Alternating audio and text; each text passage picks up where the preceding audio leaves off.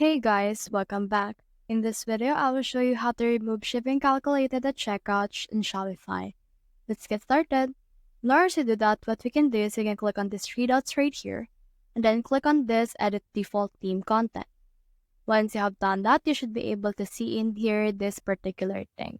So click on this filter items, and let's search in here for shipping calculated. And then as you can see, this will show that right here. So what you can do is you can just select this. And then let's put in here worldwide. Let's put in here worldwide free shipping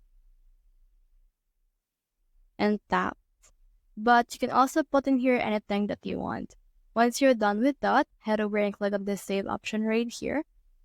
And then right now, the cart option will actually show this worldwide free shipping instead of shipping calculated at checkout on Shopify.